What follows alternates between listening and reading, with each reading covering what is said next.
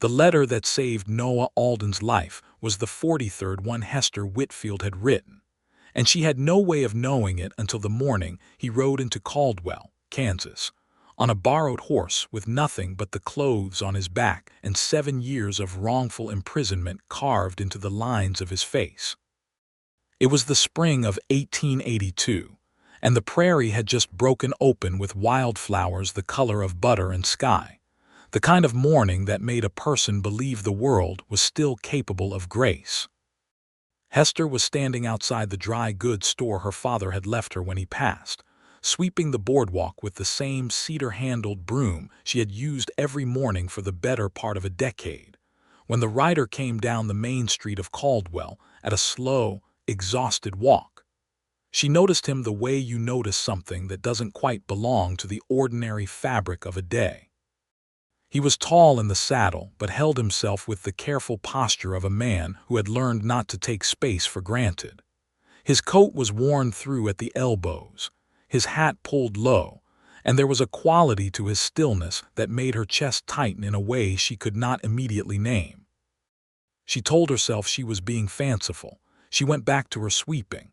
But then Deputy Earl Hobbs came jogging out of the sheriff's office across the street, and he was waving his hat in the air like a man who had seen a ghost, which Hester supposed he more or less had. "Noah Alden," Deputy Hobbs hollered, and every head on the street turned. "Noah Alden, by the Lord Almighty!" The rider pulled his horse to a stop. He removed his hat slowly, and Hester saw his face clearly for the first time. He was 31 years old, though he looked as though the years had treated him like rough country. His jaw was sharp and dark with several days of beard, his eyes the particular gray-green of creek water in summer, and there was something in them that was both weary and watchful all at once, like a man who had trained himself to expect the worst from every new thing. "Earl," Noah Alden said, and his voice was quiet and even, the kind of voice that had learned to stay calm in enclosed spaces. Hester's broom stopped moving entirely. She knew that name.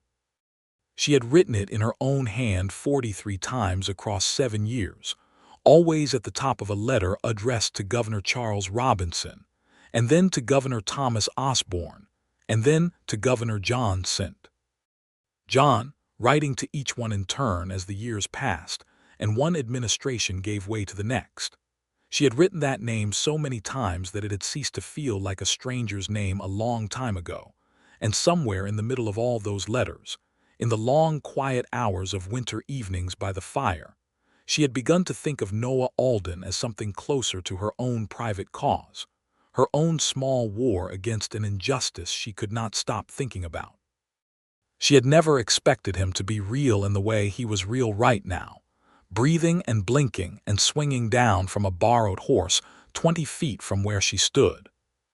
She pressed herself back against the doorframe of her store and watched Deputy Hobbs grab the man's hand and pump it with the enthusiasm of someone who needed to believe that good things occasionally happened in this world.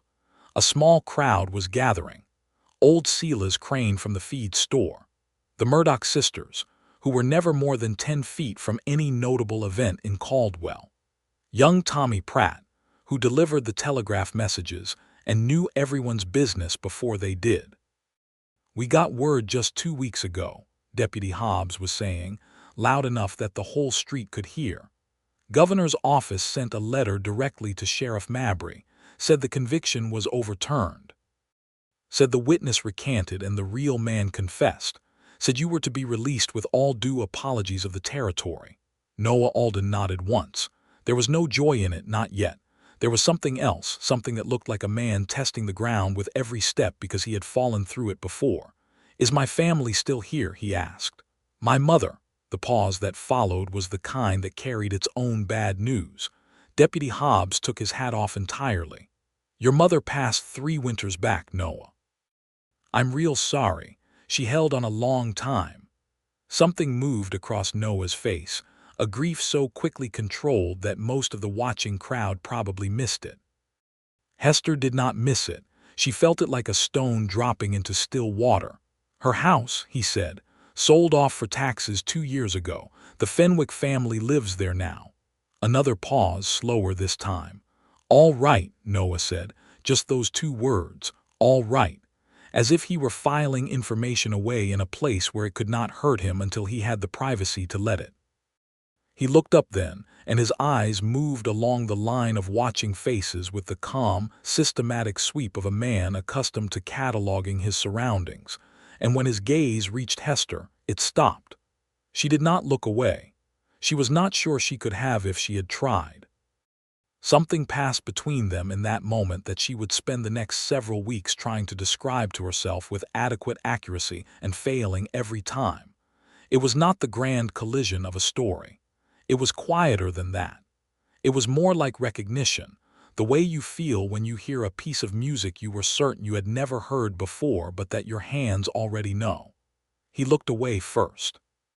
He thanked Deputy Hobbs and asked about the hotel, and Deputy Hobbs pointed him toward the Caldwell Arms 2 blocks up, and Noah Alden led his borrowed horse up the street, and the crowd dispersed, and Hester stood with her broom in her hands for a long moment before she made herself go back inside the store. She stood behind the counter for a full minute without moving.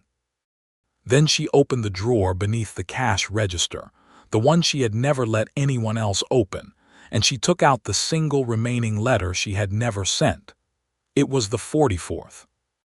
She had written it 3 months ago, when her hope was beginning to thin at the edges, when she had started to wonder whether she was fighting for a ghost. She unfolded it and read her own words, and her throat was very tight. She folded it back up and put it in her apron pocket and went to make herself useful. She had known Noah Alden through paper and ink and the stubborn geography of injustice for 7 years. She had not the faintest idea how to know him in the living, breathing, complicated world. She would figure that out. The story of what had happened to Noah Alden was the kind that Caldwell preferred to forget, which was precisely why Hester had never been able to let it go. In the summer of 1875, when Noah was 24 years old and running a small horse ranch 3 miles east of town, a cattle broker named Marcus Galt had been shot and killed on the road between Caldwell and Wichita. 2 witnesses came forward almost immediately, men named Clarence Dodd and Pete Walters, both of them known associates of a land speculator named Gerald Fitch, who had been engaged in a quiet but vicious dispute with Noah over a parcel of grazing land that both men claimed. The witnesses said they had seen Noah Alden shoot Marcus Galt from the saddle at close range. There was no physical evidence. There was no motive beyond the vaguest suggestion that Galt had been brokering cattle through Fitch and that Noah had resented it. There was, however, a jury in a hurry and a judge who owed Gerald Fitch $300 and a great deal of professional goodwill, and Noah Alden was convicted of murder in the first degree in October of 1875 and sentenced to life imprisonment at the Kansas State Penitentiary in Lansing. Hester had been 20 years old when it happened. She had not known Noah personally. She had known his name the way you know everyone's name in a town of 1,200 people, which is to say she knew his face and his horse and the broad outline of his reputation, which was a good one. She had heard the verdict the same afternoon it was delivered, and had felt a cold, specific wrongness about it that she could not shake. She had grown up watching her father, who was the most honest man she had ever known, do business with Gerald Fitch, and come home afterward with a look on his face that he never wore after any other transaction. She had started writing to the governor 3 months after the conviction, in January of 1876, when the Kansas winter had settled over the plains like a judgment. Her father had not approved, not because he thought Noah was guilty, but because he was afraid of what a young woman with a sharp pen and a persistent streak might stir up if she aimed herself at Gerald Fitch. He had told her to be careful. She had promised she would be, and she had kept that promise in the narrow sense while breaking it completely in spirit, because she had also written to every newspaper in the territory that would accept a letter to the editor, and she had quietly gathered the testimony of 6 people who had reason to question the reliability of Clarence Dodd and Pete Walters, and she had sent all of that to the governor's office along with her letters. The response from the governor's office for years was silence, or at best a form letter that said the matter had been reviewed and the conviction stood. But Hester had kept writing. She had kept writing when her father died in 1879 and left her the store and her own quiet grief. She had kept writing when Gerald Fitch left Caldwell for good in 1880, which some people took as an admission of something and others took as simply the natural movement of a restless man. She had kept writing when both witnesses, Clarence Dodd and Pete Walters, began to have very public fallings out with each other and with Fitch, and when Pete Walters, in the winter of 1881, walked into a preacher's office in Abilene and made a full confession, saying that he and Dodd had been paid by Gerald Fitch to lie, that he had been carrying the weight of it for 6 years and could not carry it any more. It was that confession, combined with the sustained pressure of Hester's correspondence and the parallel work of a Topeka attorney named Robert Chalk, who had taken the case pro bono in 1880, that had finally moved Governor St. John to act. The conviction was overturned in February of 1882. Noah Alden was released from Lansing in early March and made his way back to Caldwell by stages, on foot and by borrowed conveyance, because he had no money and no horse of his own. What Hester did not know yet, what she could not have known as she stood behind the counter of her dry goods store that morning in April, was that Robert Chalk had told Noah about the letters. Not everything, not the full 43, but enough. He had told him that a woman in Caldwell named Hester Whitfield had been writing to the governor's office since 1876, that she had never stopped, that some of the research she had compiled on Dodd and Walters had directly supported the case for overturning the conviction. Chalk had said, in his dry attorney's way, that Noah owed that woman a considerable debt of gratitude.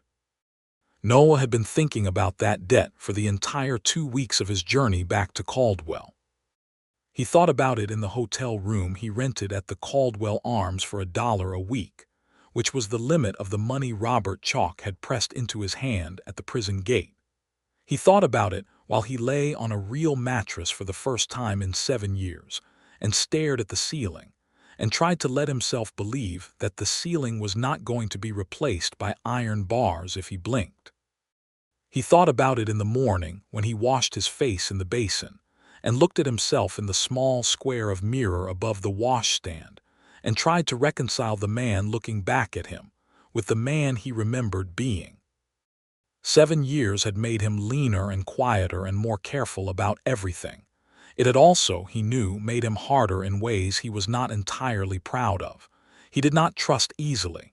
He did not speak until he had reason to. He had learned to move through the world with his edges pulled in tight because in Lansing the alternative had been costly. He needed work. He needed money. He needed a new horse and a new life, and he needed all of those things at once, which was the sort of problem that was best solved by starting with the smallest available piece of it. He went to see about work at the livery stable first, because he knew horses and horses were one of the things he could still trust. The liveryman was a broad, sun-cured man named Dale Purcell, who remembered Noah from before, and had the decency not to treat the gap in his history as something shameful. He offered Noah work mucking stalls and exercising the horses for 50 cents a day and a small room above the stable, which was not grand but was private and had a window that looked out over the eastern prairie, and Noah took it without hesitation. He had been working at the livery for 3 days when he walked into Whitfield's dry goods for the first time. He had been putting it off. He knew it, and he thought it was probably obvious, and he was not sure he had the vocabulary for what he wanted to say to a woman who had spent 7 years of her life fighting for a man she did not know. He had practiced several versions of it in the early mornings above the livery, and all of them had sounded either insufficient or theatrical, and he had eventually decided that the only solution was to simply go in and say something true and let it be what it was. The bell above the door of Whitfield's dry goods rang when he pushed it open, and the store smelled of cedar and dried herbs and something that might have been cinnamon, and it was tidy and warm and full of the particular golden light of mid-morning. There were barrels of flour and sugar along the left wall, bolts of cloth along the right, tools and hardware hanging from hooks along the back, and in the middle of all of it, standing on a step stool and reaching up to restock a high shelf with tins of tobacco, was Hester Whitfield. She was not what he had expected, though he could not have told you exactly what he had expected. She was 27 years old and had the capable, unhurried look of a woman who ran a business alone and had long since stopped apologizing for it. Her hair was dark brown and pinned up with the pragmatic efficiency of someone who needed it out of her way, and her dress was plain blue calico, practical and clean. She had serious dark eyes and a mouth that was set in a determined line while she worked, and when the bell rang she turned to look and saw him, and for a moment neither of them moved. Then she stepped down from the step stool, carefully, one hand on the shelf edge for balance. "Mr. Alden," she said. "Miss Whitfield," he said. Neither of them said anything else for a moment. The morning light fell through the front window and lay across the floorboards between them like a bridge neither one had quite committed to crossing. "I was going to come and see you sooner," Noah said. "I've been working up to it." "You don't owe me anything," she said immediately. "Not an explanation for your timing, not anything." "That's not what I came to say." He turned his hat in his hands. It was a new hat, second-hand, bought from Dale Purcell for 30 cents. "I came to thank you. I know that doesn't feel like enough, and I know you probably know that too, but I needed to say it to your face because saying it to no one wasn't working for me." Hester looked at him for a long moment. There was something moving in her expression that she was working to keep still. "Robert Chalk wrote me," she said. "When the conviction was overturned, he told me they had released you." She paused. "I was very glad." "He told me about your letters," Noah said. 43 of them, he said. 43 that I sent," she said. "There was a 44th that I never sent. I'm not sure why I didn't. I think I was afraid it might be the last one and I wasn't ready for that." Something shifted in his face. It was subtle the way his jaw eased and his shoulders settled a fraction, but she noticed it. "Can I ask you something?" he said. "Yes." "Why?"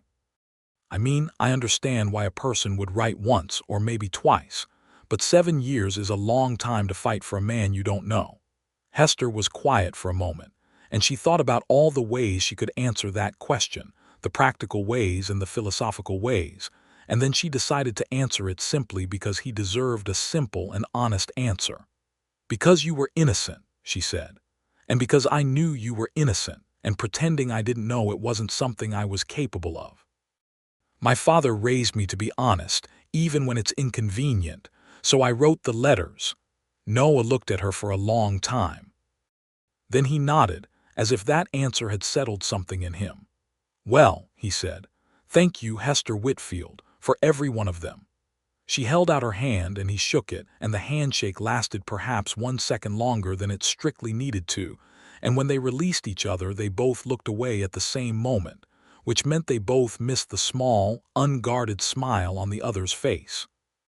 He bought a paper bag of dried beans and a box of matches, which was the practical reason he had given himself for coming in, and he said good morning, and the bell rang over the door again, and he was gone.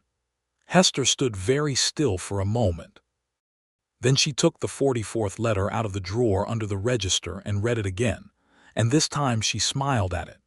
He came back to the store 2 days later, and then again 3 days after that, and each time he bought something small and stayed a few minutes, and they talked, carefully at first, the way two people talk when they are both more interested in the conversation than either one is willing to admit.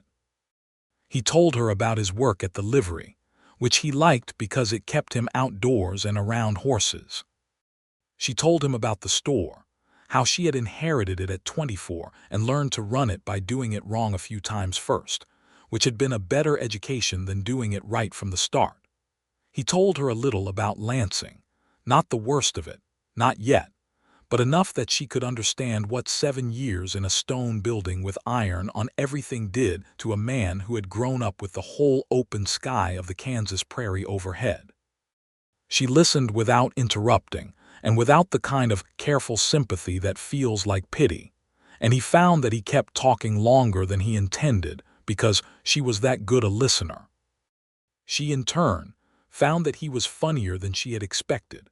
Not loud or performative about it, but quietly funny in the way of someone who had learned to find the small absurdities of living before the serious weight of things crushed them entirely. He made a dry comment about the hotel mattress and she laughed out loud, and the sound of her own laughter surprised her a little, which was a sad thing, and also, somehow, a good one. The town was watching, because in Caldwell, Kansas in 1882, the town watched everything. There was some sympathy for Noah Alden among the older residents, those who had known him before and had never entirely believed the conviction, but had not had Hester's particular brand of determination about saying so.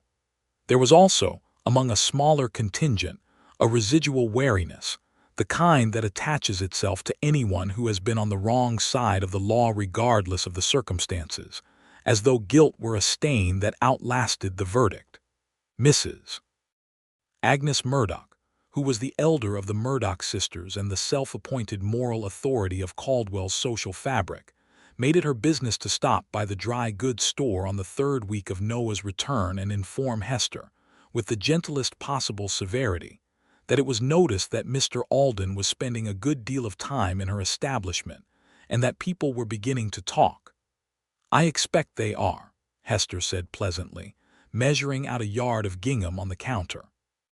"You are a young woman of standing in this community," Mrs. Murdoch said. "Your father worked very hard to build that standing. It would be a shame to compromise it by associating too closely with a man whose history, however unfortunate, is, shall we say, irregular.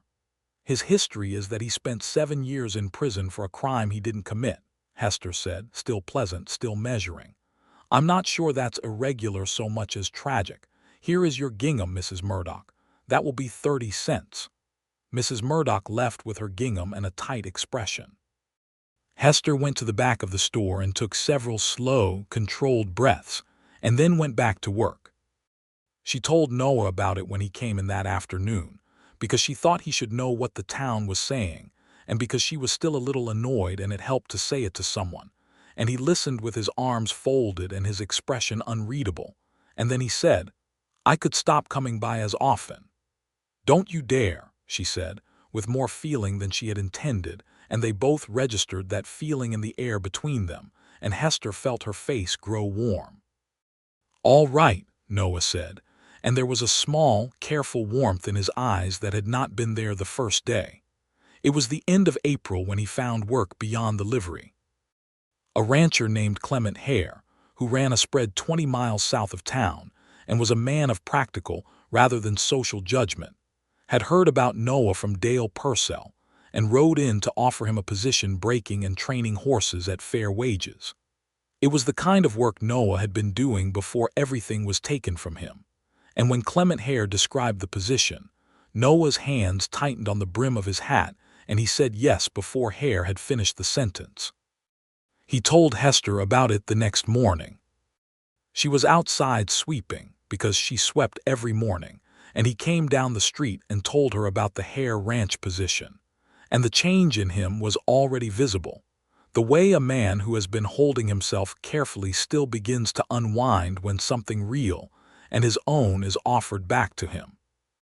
"That is wonderful," she said, and she meant it with her whole heart, and she smiled at him the way she smiled when she truly meant something and not just when she was being polite, and he smiled back the same way.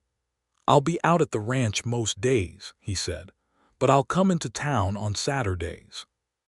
"Then I will make sure to be in town on Saturdays," she said, and the directness of it made him go very still for a moment and then exhale slowly. "Hester," he said. "Noah," she said. They stood there in the morning light with nothing else immediately forthcoming, and then he tipped his hat and she went back to her sweeping, but neither one of them stopped smiling for quite some time after that.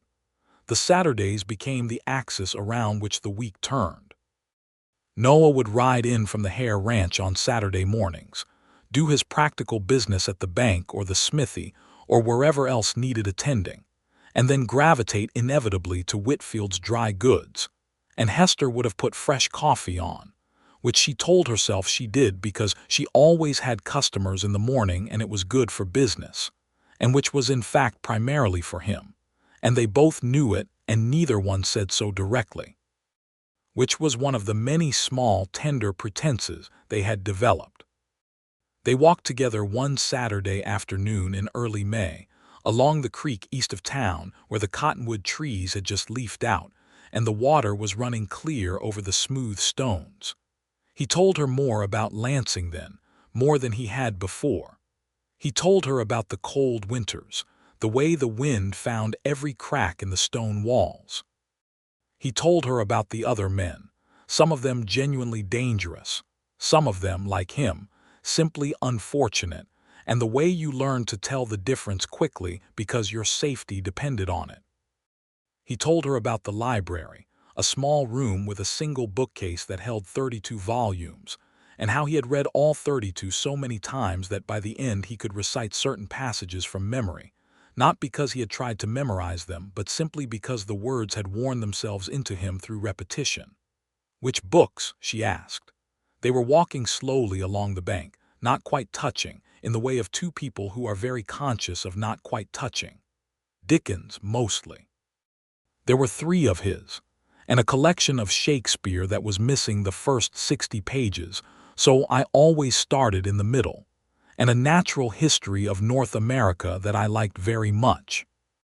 And the Bible, which I read in the way that a man reads something when he has run out of other arguments. "Did it help?" she asked. "The Bible," he thought about that honestly. "Some of it did," he said, "the parts about endurance, not so much the parts about justice." She was quiet for a moment. The creek went over the stones and the cottonwoods lifted their new green leaves in the light wind. "I used to read your letters," she said. "I mean, I wrote them, obviously. But I would read them back to myself after I sealed them. I told myself it was to check for errors. But I think it was partly because they were the only place I got to say things I wasn't saying to anyone else." "What kind of things?" he asked. "That the world is not set up fairly," she said. "That the people with money and influence use it to protect each other and not the truth. That it makes me very angry. I had to be diplomatic in the letters because I needed the governor to take them seriously, but the feeling underneath was pure anger, and reading the letters back was the closest I could come to saying so directly." She paused. "Also that I was not going to stop. That was in every letter, one way or another, even when I didn't say it outright. I was not going to stop." Noah stopped walking. She stopped a half step after and turned to look at him. He was looking at her with an expression she had not seen on his face before, something that was less guarded than usual, more open, the way a house looks when all its windows are lit from inside. "I want you to know something," he said, and his voice was different, quieter and more careful. "When Chalk told me about the letters, I didn't know what to do with it. 7 years is a long time to be angry at the world and at the specific people who put you where you were, and Chalk telling me that someone had been fighting for me the whole time, someone I didn't even know, it did something I wasn't prepared for." He paused. "It made me feel like I still mattered.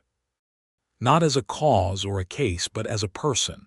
I had been trying not to think about whether I still mattered because in that place the answer was easier not to know." Hester looked at him and felt something in her chest that was like an opening, like a door she had kept shut for a very long time. "You always mattered," she said quietly. "That was never in question." He took a step toward her, or she took a step toward him, and they were standing very close together with the creek running over the stones behind them and the cottonwood light falling through in pieces, and he raised his hand and very slowly, with a tentativeness that she found more moving than any confidence could have been, tucked a strand of hair back from her face. "Hester," he said. "I know," she said, and then he kissed her. It was gentle and careful and honest, the kind of kiss that belongs to people who have already survived a great deal and are not in the business of pretending to feel things they don't feel. When they drew back, they were both very still for a moment, and then she exhaled and he exhaled, and they both looked away at the creek. "Well," she said. "Yes," he said. They walked back to town side by side, and this time they were close enough that the backs of their hands kept brushing together, and neither one of them made any effort to prevent it. The summer of 1882 settled over the Kansas prairie with all its usual heat and extravagance. The grass went golden and the sky went the relentless blue of the season, and the dust on the main street of Caldwell rose in small clouds when the wagons passed, and life went on with the ordinary rhythm that life maintains regardless of the extraordinary things happening inside it. Noah was thriving at the Hare Ranch. Clement Hare was a fair man who believed that a horse well trained was worth more than a horse broken, and Noah's methods, patient and methodical and based on years of work before Lansing and a great deal of solitary thinking during it, proved out in practice. By July, Hare was paying him a full wrangler's wage, which was more than Noah had earned in the first months at the livery, and he had moved from the room above the stable into a small but decent cabin on the edge of the ranch property, which was his own for the duration of his employment. He bought a horse of his own from Hare, a 3-year-old bay with a white blaze that he named Sherman, which Hester told him was an unromantic name, and he said all good horses deserved unromantic names, which made her laugh. He rode Sherman into Caldwell every Saturday, and on Saturdays that were not too hot they walked, along the creek or out along the wagon road east of town, or simply around the perimeter of the town itself, talking. They talked about everything, the way two people talk when they have been storing up words for a long time and have found someone safe enough to say them to. She told him about her father and the years of running the store after his death and the loneliness that was part of that, the good loneliness of choosing your own independence, and the harder loneliness that was simply the absence of someone to sit with at the end of a long day.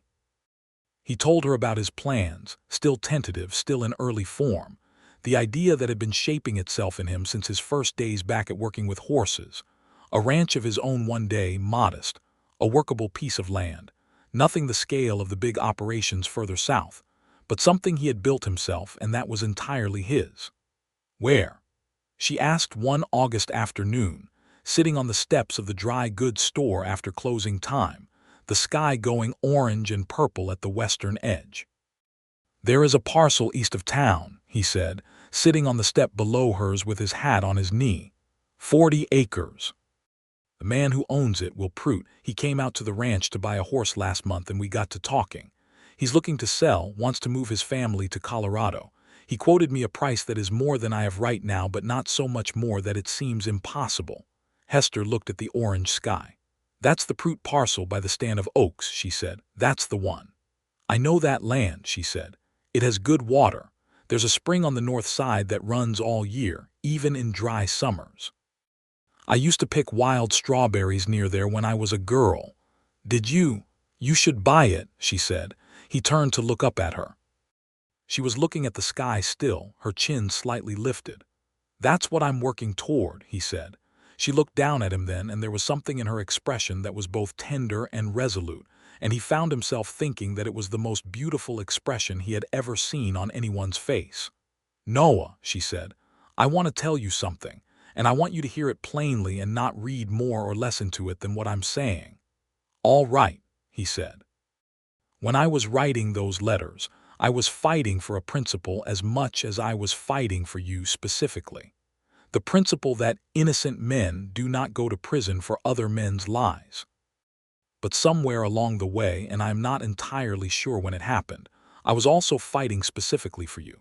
For Noah Alden, who I did not know but whose face I had seen a few times and whose reputation was decent and who deserved better than what he was getting. And now you are here and you are more than I imagined you would be, and I find myself wanting your plans to succeed very much, more than I think is strictly impersonal. He was very still. Hester, he said. You don't have to say anything, she said. I just wanted you to know that. I want to say something, he said. Then say it. I have been thinking about how to say it correctly for about 6 weeks, he said. And I don't think I'm going to get it exactly right, so I'm going to say it approximately right and hope that's enough. I came back to Caldwell because it's where I was from and I had nowhere else to go. And then I came into this store and there you were, and I have been walking back through that door every chance I get, not because I need dried beans or matches, but because you are the most honest person I have ever met, and you look at me like I am worth being looked at. And after 7 years, I had nearly forgotten that a person could feel that way." He paused. "That is what I wanted to say." The last orange light was going now, pulling back along the prairie toward the horizon. She reached down and took his hand from the step where it rested, and folded her fingers through his, and they sat like that for a long time while the sky went to lavender, and then to deep blue, and the first stars came out. In September, a complication arrived that none of them had anticipated. Gerald Fitch, who had left Caldwell for New Mexico Territory in 1880, returned. He was older, considerably less prosperous by the look of him, and he arrived alone in a rented wagon, without the entourage of ranch hands and business associates he had once commanded. He took a room at the Caldwell Arms, and within a day it was all over town, the way things were always all over town. Noah heard about it at the ranch from one of the other hands, a steady older man named Ray Colston, who told him with the careful delivery of someone conveying information that may produce a strong reaction. Noah thanked him and went back to what he had been doing, which was rubbing down Sherman after the morning's work, and his hands were very steady and his face showed nothing. And inside he was managing a feeling that was less like anger and more like the specific exhaustion of a man who had hoped to be further from a particular chapter of his life than he apparently was. He told Hester that Saturday, and she listened with her hands flat on the counter and her expression very controlled. "What does he want here, do you think?" she asked. "I don't know," Noah said. "Maybe nothing, maybe he's just passing through. If he is just passing through, he has chosen a curious place to stop." "Hester," Noah said carefully, "I don't want you to do anything." She looked at him. "I mean it. Whatever business Fitch has here, it is between him and whatever conscience he has left. I don't need you to take it on again." "I'm not planning to take anything on," she said, in a tone that was technically truthful and practically incomplete, and he recognized that about it immediately. "Hester, Noah, you have already done more for me than any person has ever done for another in my experience," he said. "I will not have you putting yourself in front of Gerald Fitch again on my account." "I put myself in front of nothing but a writing desk," she said, "and my own choices are my own." He pinched the bridge of his nose and looked at the ceiling for a moment. "You are the most capable and the most infuriating woman I have ever known," he said. "Thank you," she said. In the end, the question of Fitch resolved itself more quietly than either of them had feared, and more significantly than either had expected.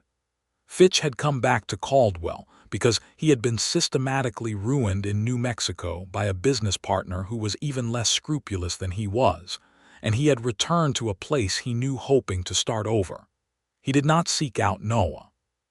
He stayed in his hotel room for the most part, aged and diminished, and the town watched him with a combination of contempt and muted satisfaction. It was Sheriff Daniel Mabry who told Noah about it on a Thursday when Noah had ridden in to pick up a parcel at the post office. Mabry was a decent man who had always had his private doubts about the original conviction, but had not been the sheriff in 1875, and had inherited the case's history rather than made it. "I want you to know something," Mabry said, leaning against the post office wall with his thumbs in his belt. "The county prosecutor in Wichita has been in contact with me about Fitch. Given the full confession from Walters and Dodd's subsequent corroboration, there is enough to charge Fitch with conspiracy to obstruct justice and suborning perjury. It is likely he will be prosecuted." Noah looked at the street for a moment. "Does that mean anything to me, legally?" he asked. "In terms of any formal acknowledgement. The conviction is already overturned," Mabry said, "but the prosecution, if it proceeds, may result in a formal public record that specifically exonerates you by name and attributes the original conviction to manufactured evidence." Noah was quiet. "That's the closest to justice this is going to get," Mabry said, not unkindly. "I know it doesn't give back 7 years. "No," Noah said. "It doesn't." He paused. "But it's something." It was something. He thought about that on the ride back to the ranch, the way that justice, when it comes late, is still justice, and still better than nothing, even when nothing is a more familiar companion. Gerald Fitch was prosecuted in January of 1883 in the Wichita court and pleaded guilty to a reduced charge of conspiracy in exchange for a suspended sentence owing to his age and poor health. It was not the full accounting that the 7 years of injustice deserved. Hester, who attended the proceedings with Robert Chalk, said so clearly in a letter she wrote to the Wichita Eagle the following week, and the letter was published and read and commented upon, and it said, in terms that were careful and permanent, that a man had been robbed of 7 years of his life, and that the law had done what it could, and that it was not enough, and that the record should reflect that. Noah read the letter sitting at the table in his cabin on the Hare Ranch, and when he finished reading it, he set it down and sat quietly for a long time. Then he got up and saddled Sherman and rode to Caldwell. It was a weekday, not Saturday, and the irregularity of it made the bell above the door feel louder than usual, and Hester looked up from where she was working and something in her face shifted immediately. "You read it," she said. "I read it," he said. He crossed the store in 4 strides, and she came around the end of the counter, and he took her face in both his hands and kissed her, not carefully this time, not tentatively, but with the full, honest weight of everything he felt, and she kissed him back the same way, and the cinnamon and cedar smell of the store was around them, and the morning light was coming through the front window, and neither of them moved apart for a considerable amount of time. When they did, she was slightly breathless and her hair had escaped its pins on one side. "Noah Alden," she said, flushed and entirely pleased. "Hester Whitfield," he said, "will you have dinner with me tonight?" "Not a walk, not coffee in the store. Dinner. I am going to ask you something and I would like to do it properly." She looked at him for a moment, reading his face with the directness she applied to everything. "Yes," she said, "I will have dinner with you tonight." He went back to the ranch to clean up, and she closed the store an hour early for the first time in 4 years, and they had dinner at the only restaurant in Caldwell, which was a modest establishment on the north end of the main street, run by a widow named Clara Hames who served good beef stew and better pie. And they sat across from each other and talked through the whole meal the way they always talked, but with an electric undercurrent beneath it that both of them were aware of and neither mentioned until after Clara Hames had cleared the plates and brought the coffee. Then Noah set his coffee cup down and looked at her and said, very directly, "I want to buy the Prout land. Well, Prout is still willing to sell, and I have saved most of what I need, and Clement Hare has offered to loan me the remainder against my wages. I want to build something on that land that is mine. A house and a working horse ranch, modest but sound. I have been thinking about it for months, and I know what it would look like, and I know what it would take, and I know I can do it." Hester folded her hands on the table and watched him. "I want to build it with you," he said. The restaurant was quiet around them. Clara Hames was doing something in the kitchen with notable restraint regarding the sound she was making. "I am asking you to marry me," Noah said. "I am aware that I am not a man with much to show for himself at this particular moment, and that what I am describing is a plan rather than a present reality, and I understand if that is not enough. But I have spent 7 years with nothing to hold on to except who I was before and who I intended to be after, and you are the best part of what after looks like. So I am asking." Hester's eyes were bright, and she pressed her lips together for a moment in the way she did when she felt something too much to speak immediately. "You are the best part of what after looks like," she said softly, repeating it. "Noah Alden, that is the most romantic thing I have ever heard a person say." "That is a low bar," he said, with the small, dry smile she had come to love, given the competition. She laughed, a real laugh, unguarded and full. "Yes," she said. "Yes, the competition is low. Yes, I will marry you," she said. "Obviously. Did you have any doubt?"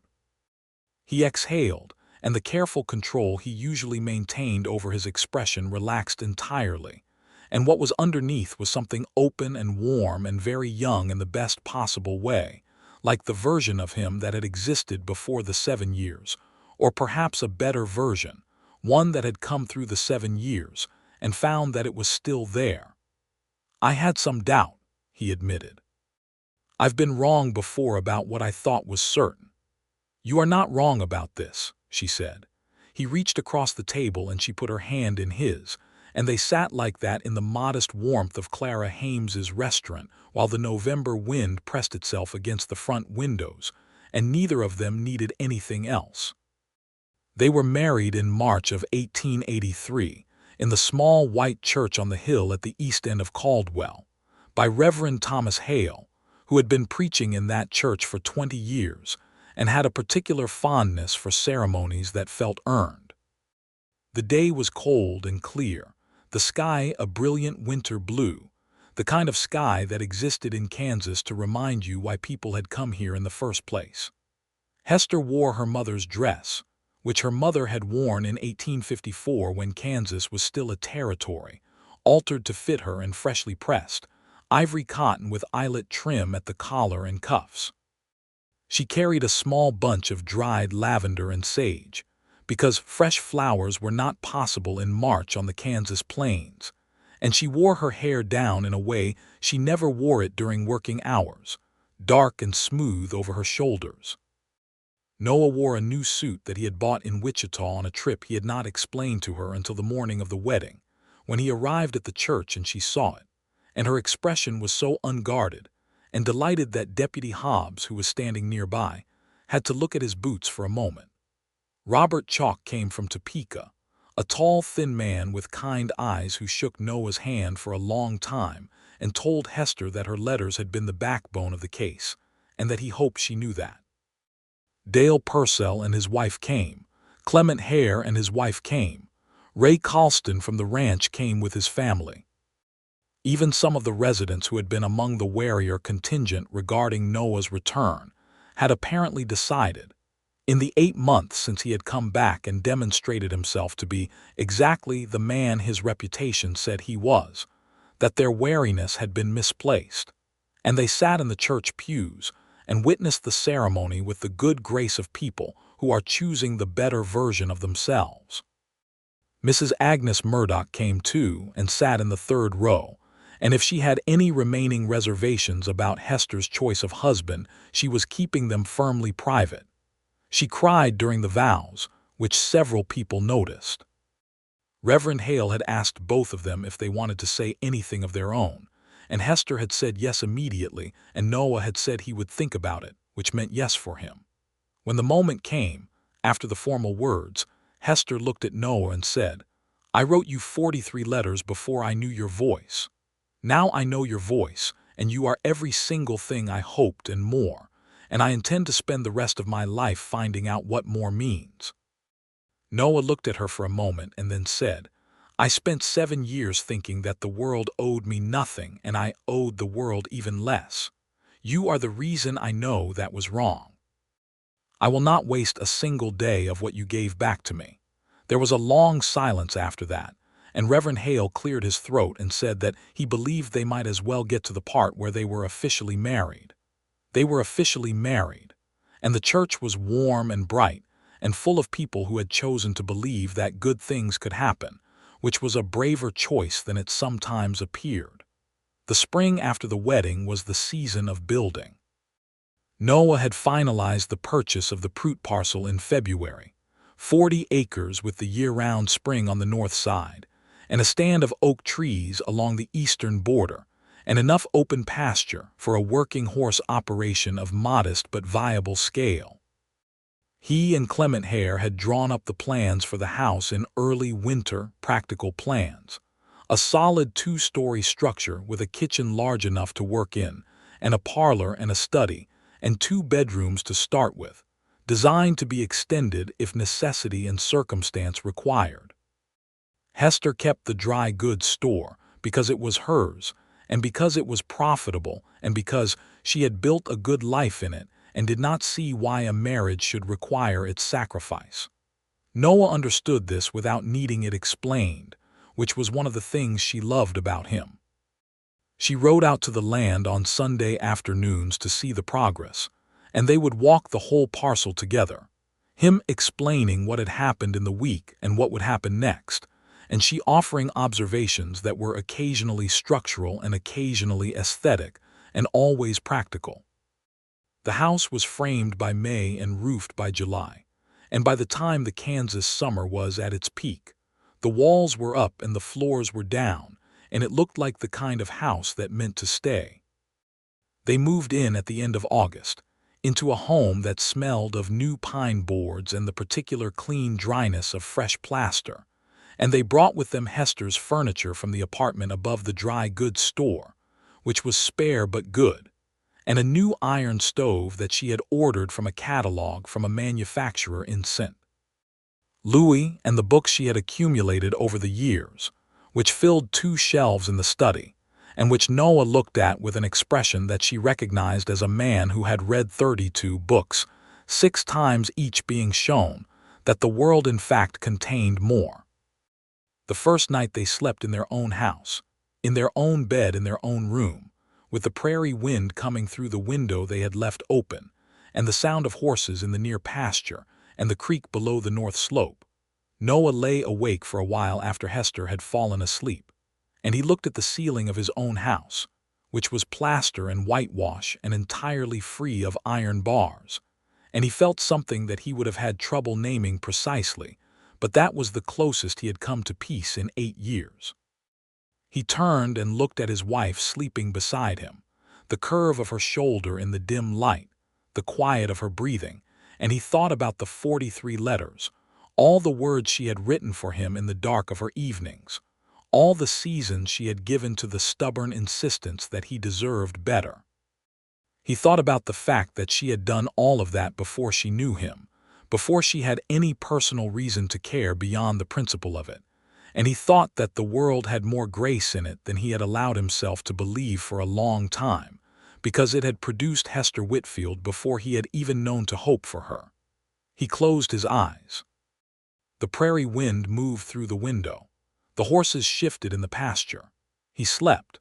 Through the fall and winter of 1883, Noah built the horse operation he had been planning in his mind since the day he first walked out to the Prout land. He bought 3 mares of good breeding stock from a ranch in the eastern part of the territory and bred them carefully, his eye for quality and his patience with the process producing results that Clement Hare confirmed were excellent. He had 2 hands working for him by the end of the year, a quiet and capable young man named Archero Reyes, who had come up from the Texas border country, and whose skill with horses was natural and remarkable, and a wiry older man named Sam Decker, who had worked ranches across Kansas for 30 years and knew everything worth knowing about maintaining a working operation through the dry summers and brutal winters the territory could produce. The ranch began to have a reputation. Men came from neighboring counties to look at the horses. Noah drove a hard but fair bargain and built relationships with buyers who came back, which was the only kind of commerce worth having. Hester continued to run the dry goods store with the same capable hand she had always brought to it, and on the days she was in town, she sometimes found herself behind the counter with a customer and looked up at the door when it opened with the same small internal anticipation she had always had on Saturdays, and now the anticipation was satisfied rather than simply hoped for, because Noah sometimes rode in on days that were not Saturday just because the day permitted it. In the early spring of 1884, Hester told Noah that they were expecting a child. She told him in the kitchen of their house on a Monday morning before he had gone out to the pasture, and he was standing at the window with his coffee, and she said it from the other side of the kitchen table, watching his face carefully. He turned from the window and looked at her, and then he set his coffee down very carefully on the windowsill and crossed the kitchen and held her, just held her, with his arms around her and his face bent to her hair, and neither of them said anything for a long moment because the feeling was too large for immediate words. "Are you well?" he said finally against her hair. "I am very well," she said. "Are you sure?" "I am very sure," she said. I have been suspecting it for 3 weeks, and I am quite sure." He lifted his head and looked at her, and his gray-green eyes were bright with something he was not making any effort to control. "A child," he said. "A child," she confirmed. He kissed her forehead, and then he kissed her properly, and then he went out to the pasture, and she heard him say something to Archero in a voice that was distinctly unsteady, and she put her hand over her mouth and smiled until she had to sit down. The pregnancy was healthy and uncomplicated, and Hester continued to run the store through most of it, handing off more of the daily work to her assistant, a young woman named Carrie Hobbs, who was the deputy's daughter and had been working at the store part-time since the year before. By August, she was spending more time at the ranch than in town, and Noah took to coming inside at midday rather than eating in the field, which he explained as a change of preference, and which was in fact entirely about wanting to be where she was. Their son was born in October of 1884, on a bright cold day with the oak leaves on the eastern border of the land all turned to copper and gold. The doctor from Caldwell came out, a reliable man named Dr. Fletcher, who had delivered half the children in the county. Noah stayed as close as the doctor would permit, which was in the parlor pacing with his hat in his hands, and when Dr. Fletcher came out and said it was done and well and they had a healthy boy, Noah went in and sat on the edge of the bed and looked at the small red face in the bundle Hester was holding, and he did not say a single word for 2 full minutes. Then he said, "He is very small. He will get larger," Hester said patiently. "This is how it starts." "Is he supposed to look like that?" Noah asked. "The color of him?" "Yes," said Dr. Fletcher from the doorway. "That is how they look." Noah reached out one finger and touched the baby's clenched fist, and the small fingers opened and then closed around his, reflexive and complete, and he exhaled in a way that Hester recognized as a man releasing something he had been holding for a very long time. They named him James Martin Alden. James for Hester's father, whose full name had been James Whitfield, and Martin for no particular reason, except that it sounded solid and honest and like a name for a boy who would have a good life. James was a large-eyed, watchful baby who grew into a determined, curious child with his father's jaw and his mother's expression when she had made up her mind about something. He learned to walk early and to talk late and to ride almost before he had the legs for it, and Noah, who had spent 7 years without anything growing in his life, found the experience of watching something grow entirely overwhelming in the best possible way. He was the kind of father who was present in the way that only men who have lost time are present, alert to every small thing, never careless with ordinary moments. The ranch grew. By 1886, Noah had 12 horses in his breeding program, and a growing list of buyers that stretched down into Texas and across into Colorado. He had built a second barn and expanded the pasture land by leasing an additional 20 acres from a neighbor to the south, and the reputation of Alden Ranch for producing well-trained, sound horses was established enough that he received inquiries by letter from buyers he had never met. Hester sold the dry goods store in 1887 to a young couple newly arrived from Missouri, the Calloway family, who paid a fair price and took on Carrie Hobbs as their employee and kept the sign as it was for the first year, which was a courtesy Hester appreciated more than she said. The store had been her father's and then hers, and she had loved running it, but the ranch was growing and James was 3, and her energy was better deployed at home, and she had been doing the accounting and correspondence for the horse operation for the past 2 years anyway, which was a more than full-time occupation. She did not stop writing. That was simply not in her nature, and never would be. She wrote letters to the Topeka newspapers about the need for judicial reform. She wrote to Robert Chalk, who was now working with a group of attorneys trying to establish clearer standards for witness testimony and evidence requirements in criminal cases. She wrote to women in other counties who were trying to navigate legal situations without adequate representation, offering what knowledge she had gathered and the names of people who could help. She had a writing desk in the study next to the bookshelves, the shelves that now held many more than 32 volumes. And in the evenings when James was asleep and Noah had come in from the last of the day's work, she would sit at the desk writing, and he would sit in the armchair nearby reading. And the fire would be going, and the room would be warm. And it was the simplest and most complete happiness either of them had ever known. One evening in the fall of 1887, Noah put down his book and looked at her at the desk. "Hester," he said. She finished the sentence she was writing and looked up. "I have been thinking," he said, "about writing something myself." "What kind of something?" He was quiet for a moment, in the way he was quiet when he was working out exactly what he meant. "I have been approached by 2 different men in the past year," he said. "Men who were in Lansing when I was there.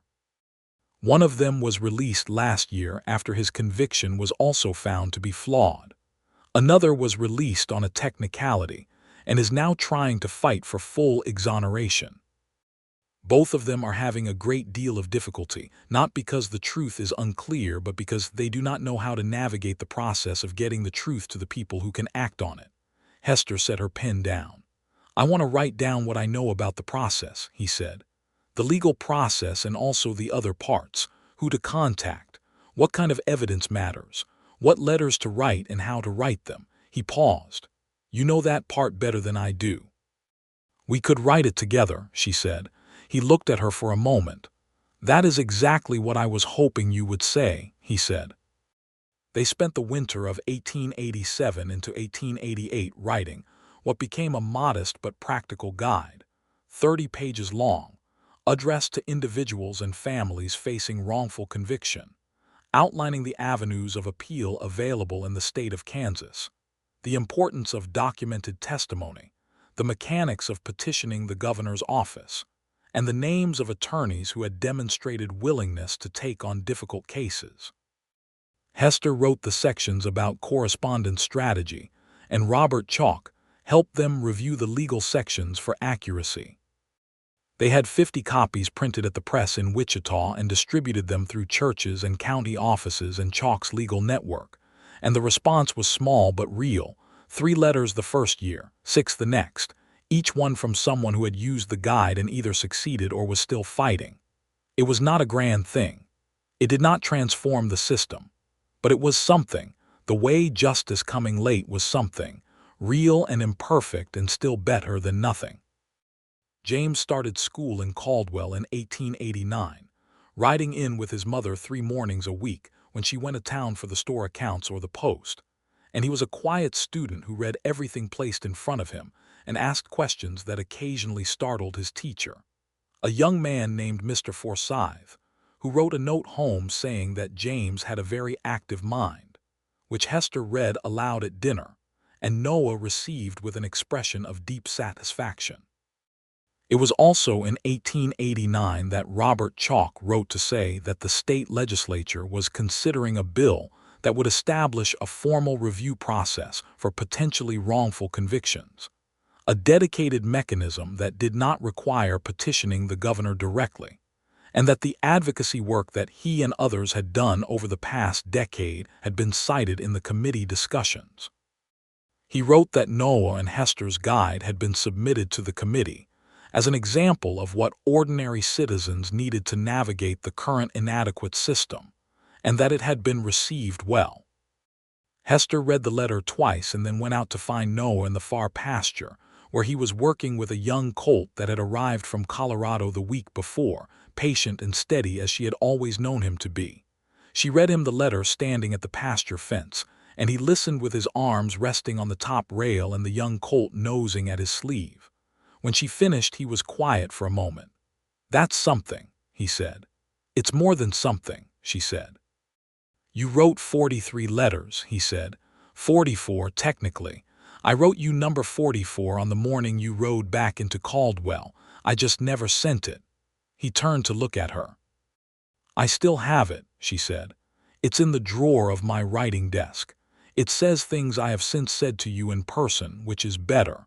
But I kept it because I think it matters that it exists, that there was a 44th letter even when I thought it might be the last one." He stepped away from the fence and toward her, and the young colt made a reproachful sound at being abandoned, and he took her face in his hands the way he had that first day in the store after she had published the letter in the Wichita Eagle, with the same full and honest attention. "What did it say?" he asked. "It said that I was not going to stop," she said. "It said that I did not know if he was still the man I had been fighting for or if the years had changed him too much, but that it didn't change the principle, and that I was going to keep writing until either the governor's office answered properly or I was too old to hold a pen." He looked at her for a long moment. "That is the most Hester Whitfield thing I have ever heard," he said. She laughed, and the laughter rose into the wide blue sky over the Kansas prairie, and the young colt kicked up his heels in the pasture, and the oaks along the eastern fence were all just beginning to turn with the earliest suggestion of fall color. In 1890, the state legislature did pass a revised review process for criminal convictions, imperfect as all legislation is but better than what had existed before. Robert Chalk wrote to tell them, and they celebrated with a bottle of good wine that had been waiting on the top shelf of the study for an occasion worthy of it. In the spring of 1891, Hester told Noah that there would be a second child. He received this news with the same profound and wordless quality he had brought to the first announcement, though this time the silence was shorter before he gathered her close, having apparently improved with practice. Their second child was a boy as well, born in November of 1891, and they named him Thomas for Robert Chalk's given name, because Robert Chalk had earned that honor and accepted it with the precise and unsentimental gratitude of a man who was not accustomed to sentimentality, but was quietly moved by it. Thomas was louder than James had been as an infant, and more immediately sociable, and had his mother's dark eyes in his father's broader face. And James, who was 7 and had been prepared for the possibility of a sibling with the thoroughness that Hester brought to all informational campaigns, accepted Thomas with a grave and proprietary interest that gradually evolved, over the following months, into genuine affection. Noah rode into Caldwell to send a letter to Robert Chalk on the morning after Thomas was born, which Chalk received and responded to with a note that said, in its entirety, "Congratulations on the fine name. Do not let the boy be a lawyer." It is no life for someone with a good family. He then added a postscript that said, "I am, of course, exceedingly glad you did not take that advice when you needed it most, as I have been told certain letters made all the difference." Hester read that postscript and held the letter to her chest for a moment, standing in the kitchen with Thomas asleep in the next room and James doing his school reading at the kitchen table. She thought about the January morning in 1876 when she had sat down at her father's desk with a clean sheet of paper and a pen, and the particular cold fury of a 20-year-old woman who knew that something was wrong, and had decided that the least she could do about it was say so in writing to the people with the authority to fix it. She thought about all the evenings after that, years of evenings, the store closed, and the town quiet and her hand moving across the paper, choosing the words that might reach someone and move them. She had not known Noah Alden then, had not known his voice or his laugh or the way he looked at her across the breakfast table in the morning. She had known nothing except that he was a person who deserved better, and that she had a pen and words and an insistence that the truth be told. She had not known it would end like this. She had not known that the fight would lead here, to this kitchen with this morning light and these sleeping children and the sound of her husband's boots on the porch steps as he came back from the barn. He came through the door and saw her with the letter and her expression, and he read her face the way he had learned to read it, completely and without effort. "What is it?" he said. "Chalk," she said, and held out the letter. He read it standing by the door, still in his coat. When he finished, he folded it and handed it back to her. "He's right," he said. "It was the letters."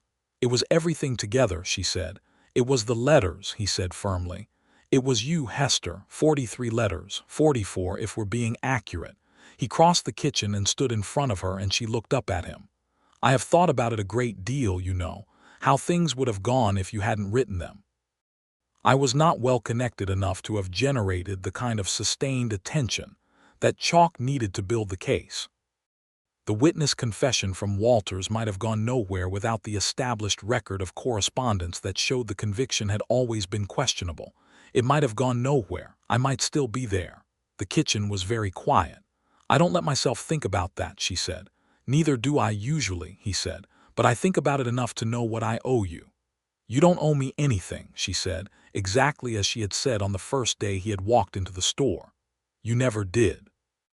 I did it because it was right. I know you did it because it was right, he said. You are, as I have mentioned, the most honest person I have ever known. But I love you for the way you are right. I love you for the specific, relentless, infuriating, extraordinary way you are right, and I intend to spend the rest of my life being grateful for it. He paused. Starting now. He kissed her in the kitchen with James reading at the table behind them, and James said, Papa, in the tone of a 7-year-old who considers displays of affection in the kitchen a threat to the dignity of mealtimes, and they both laughed and separated, and Noah said, Good morning, James, and James said, Good morning, Papa, in a more satisfied tone, and Noah poured himself coffee and sat down across from his son and looked at the letters James was doing for school. Your tees are too small, Noah said. Make them taller. Mama says they are fine, James said. Your mama's tees are immaculate, Noah said. She has written more letters than anyone in Kansas. You should aspire to her standard. James looked up at his father and then at his mother, who was standing at the window with her coffee and back at his paper. All right, he said, with the conceding air of someone who has decided that the argument is not worth having, and he made his tees taller. The morning moved on around them, the fall light coming through the window, and the horses in the pasture, and Thomas sleeping in the next room with the particular deep confidence of the newly born. The years that followed built themselves steadily, the way good years do, without drama, but with a continuous deepening of what was already there. The ranch grew to 60 acres by the end of 1893, with a reputation that stretched well beyond Kansas into the neighboring territories, and Noah's expertise with horses brought buyers and questions and occasional requests to help with problem animals from ranches that had heard of his methods. He went to help when the distances were reasonable and the cases interesting, and always came home to the house he had built, to the woman who had built it with him, to the 2 boys who rode horses before they were old enough for it, and read books before they were expected to, and asked questions that could not always be answered. Robert Chalk visited twice, in 1892 and 1895, both times for a few days only, but real visits, sitting on the porch in the evenings and talking law and justice, and the gradual grinding forward progress of a system that resisted improvement at every step, but occasionally, under sustained pressure, moved. He and Hester had long conversations about the ongoing work, the cases she was still involved in through correspondence, the guide and its evolving additions, the slow building of a record that might matter to someone in some future circumstance she could not predict. Chalk told Noah on his second visit that Hester was, in his professional estimation, the most effective citizen advocate he had encountered in 20 years of law, and that if she had been permitted to study for the bar she would have been a formidable attorney. She is already formidable, Noah said. Yes, Chalk said. I am aware. Hester, who had heard this from the kitchen, came to the porch door and said that she did not require their endorsement but accepted it graciously, and could they please not let the coffee pot go cold. In 1896, James turned 12 and Thomas turned 5, and in the spring of that year Hester discovered that there would be a 3rd child, and this time she told Noah at the breakfast table while both boys were present, because James was old enough to understand, and Thomas would understand anything that James explained to him with appropriate gravity. James received the information with the precise and measured seriousness of a boy who was already very much his mother's son. Thomas looked at his father and said, "Is it a horse?" and the subsequent 10 minutes of laughter made the spring morning one of the finest they had known. Their daughter arrived in October of 1896, on a day that had all the warmth of late summer in it still, the kind of day that the Kansas fall occasionally produced as a final gift before the cold. She was small and loud and entirely herself from the first moment, and they named her Clara for Clara Hames, who had fed them their first dinner as a formally declared pair in 1882, and who received the news with a gratification that she expressed by baking a pie that was better than any she had made before, which was saying something considerable. James took his sister's arrival with proprietary seriousness. Thomas took it with theatrical enthusiasm. Noah took it with the same deep and wordless reception he had given to every important thing, and Hester watched him hold his daughter for the first time, the big careful hands and the expression that was both wide open and entirely private, and she felt a love for him so large and particular that she could not contain it in any single expression. She wrote it down instead. She wrote it in a letter she did not address to anyone. That was not a petition or an argument or an advocacy. That was simply the record of a feeling on an October afternoon in a house on the Kansas prairie. She put it in the same drawer as the 44th letter, the unsent one from 1882, and now there were 2 letters in that drawer that no one had ever read but her, and she thought that was all right, that some things could simply exist for their own sake and not need to be sent anywhere. The world kept moving. The century turned, and with it came changes to the territory, to the law, to the daily texture of life on the plains. But the essential things on the Alden ranch stayed what they had been. The horses, the land, the spring that ran all year on the north side of the property, the oak trees along the eastern fence, the house that smelled of pine and old wood, and whatever Hester was making in the kitchen. James went to study law in Topeka in 1902, at the age of 18, and Robert Chalk wrote him a letter of introduction that opened the doors he needed, and Hester gave him a copy of the guide she and Noah had written in 1887, and said he should know what the law looked like from outside the bar before he practiced it from inside. James read it on the train to Topeka, and arrived already more prepared than most of his fellow students to understand why the law's imperfections mattered. Thomas, 2 years younger, had his father's hands and his father's instinct for horses, and declined the university in favor of staying on the ranch, which suited everyone honestly, because by 1904 Noah was 53, and the operation benefited from a second capable pair of hands that understood what the first pair was doing without needing to ask. Clara grew up reading everything in the study and asking questions that challenged every passing adult to keep up with her.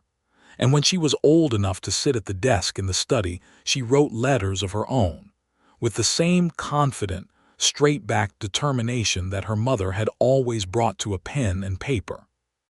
Noah watched his daughter write one evening and looked across at Hester in the armchair and raised his eyebrows, and Hester smiled with the satisfaction of someone who has watched something come full circle. In the spring of 1905, when Noah was 54 and Hester was 50, they rode together to the north side of the property on a morning that had the quality of early summer in it, the grass soft and very green, and the spring running clear and bright over the stones. They had ridden to this spot occasionally over the years, on the days when they needed to remember that the land was really theirs, that it was not going anywhere, that the spring would run and the oaks would leaf out, and the horses would be in the pasture when they returned. They sat on the bank in the spring sunshine, and Noah took off his hat and set it on his knee, and Hester looked at the water moving over the stones, and neither of them needed to say anything for a long time. "I have been thinking," Noah said eventually, in the unhurried way he had when the thought had been with him for a while. "What about?" she said. "About the 44th letter," he said. She turned to look at him. "I have never asked you what it said," he said. "Not specifically. You told me it said you were not going to stop, which was entirely characteristic of you, but I have been wondering if there was more to it." Hester was quiet for a moment. "There was more to it," she said. "Will you tell me?" She looked at the spring for a moment, and then she said, "It said that I had been writing to strangers on your behalf for 7 years, and that I had spent those years building a picture of you from nothing more than reputation and principle, and the space where a real person ought to be, and that the picture I had built was of someone I thought I might like very much. It said that I was aware that was a peculiar and perhaps impractical thing to feel about a man I had never properly spoken to, and that I was not going to let myself think about it until you were actually free, because hope was a more dangerous luxury than anger in that situation." She paused.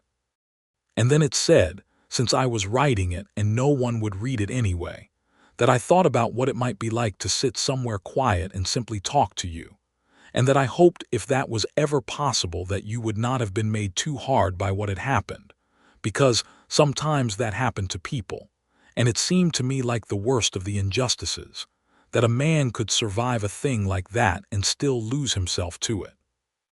Noah was listening with the full and complete attention he brought to the things that mattered most. "And," he said, "and I was worried about that for a long time," she said. "When you first came back, those first weeks, you were very controlled, very careful. I wasn't sure what was underneath it." "You found out," he said. "I did," she said. Gradually she smiled. "You are not too hard, you never were. You were careful, which is different, and now you are less careful, which I prefer." He looked at her in the spring light, at 50 still the woman she had always been, steady and honest and entirely herself, the serious dark eyes and the determined mouth and the hands that had spent 30 years writing words that mattered. "I found out what was underneath all of it," he said. "For you, I mean, all the letters and the work and the practical good sense. I know what was underneath it." "Do you?" she said. "Love," he said simply. "Not for me specifically, not at first, for the world being ordered the way it should be, for people getting what they deserve rather than what the powerful decide they should have. That kind of love, the large kind that doesn't require a particular face to attach itself to." He paused. "And then later, fortunately for me, the smaller kind, the specific kind, for one particular person." Hester looked at him for a long moment. "You have gotten considerably better at saying things since 1882, she said. "I have had good material to work with," he said. She leaned against his shoulder, and he put his arm around her, and the spring went on running over its stones, and the oaks were leafing out along the eastern fence, and the prairie stretched away in every direction under the wide, clear Kansas sky. Everything that had needed to be built had been built. Everything that had needed to be said had been said. The injustice had been named and fought and corrected as far as correction was possible. The letters had been written, 43 sent and 1 kept, and the 44th lived in a drawer in the study of their house beside a newer letter, unsent and entire, and both of them were part of the record, part of what had happened and why and how it had ended. It had ended here. A man and a woman on the bank of a spring-fed creek on a Tuesday morning in May, on 40 acres of Kansas land that belonged to them, with 3 children in various directions, and a study full of books, and a horse pasture visible from the front porch, and a life that was not grand in the way that stories sometimes required a life to be, but was full and honest and entirely real. In the late afternoon they rode back together, side by side, and the horses moved easily through the long spring grass, and the house came into view as they crested the small rise above the near pasture, square and solid against the sky, the windows catching the last of the light. Noah looked at it for a moment. This house he had drawn on paper in the winter of 1882 and built in the spring of 1883, this house that had been every version of home that the word contained. "Come on," he said, and touched his heels to Sherman's sides, the old horse moving with easy familiarity toward the barn. Hester followed, and the door of the house stood open in the warm evening air, and somewhere inside it Clara was practicing the piano with all the enthusiasm and approximately 2/3 of the accuracy the piece required, and Thomas was in from the far pasture with the smell of horses on him, and a letter from James sat on the kitchen table that had arrived that morning and hadn't yet been read. Hester swung down from her horse at the gate, and Noah took her reins, and she walked up the path to the door and stopped at the threshold for a moment, looking back at him. He was watching her, the way he always watched her, with the complete and uncomplicated attention of a man who had not wasted a single day of what she had given back to him. She smiled at him, and he smiled back, and she went inside. The lamp in the parlor came on. The evening settled over the Kansas prairie with all its particular gold and rose and blue. The horses were still. The spring ran over its stones a mile to the north, and it would run there tomorrow and the day after, through every season, through every year, as reliable and unhurried as anything that had found its proper course and followed it. Everything was exactly as it should be.